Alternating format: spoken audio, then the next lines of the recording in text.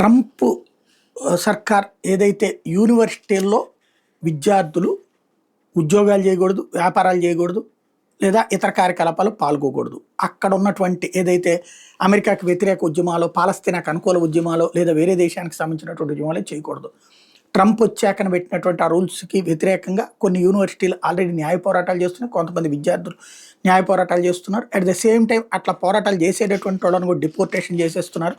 అలా డిపోర్టేషన్ చేయడానికి వ్యతిరేకంగా కూడా కోర్టులో కేసులు నడుస్తున్నాయి. అదే సందర్భంలో దాన్ని ప్రోత్సహిస్తున్నటువంటి యూనివర్సిటీల మీద యాక్షన్ ప్రారంభించారు. అందులో భాగంగా హార్వర్డ్ యూనివర్సిటీకి కూడా వార్నింగ్ ఇచ్చారు. బట్ హార్వర్డ్ యూనివర్సిటీతో పాటుగా 100 యూనివర్సిటీలను కలుపుకొని ట్రంప్కి వాళ్ళు వార్నింగ్ ఇచ్చారు. నువ్వెవడో చెప్పడానికి, విద్యాలయాల్లో ఏం చేయాలో మాకు బాగా తెలుసు, దశాబ్దాల తరబడి చేస్తూ వచ్చాం అన్నటువంటిది, అమెరికా సంస్కృతిని నువ్వు నాశనం చేస్తున్నావు అని. బట్ ట్రంప్ తను ఏం చేస్తానన్నాడు, యుఎస్ ఎయిడ్ని ఆపేస్తానన్నాడు, ఆయా యూనివర్సిటీలకు ఇచ్చే గ్రాంట్ని ఆపేసేస్తానన్నాడు. ఇప్పుడు తాజాగా హార్వర్డ్ యూనివర్సిటీకి సంబంధించినటువంటి ఫెడరల్ గ్రాంట్ ఫండింగ్ని ఆపేస్తూ నిర్ణయం తీసుకున్నాడు.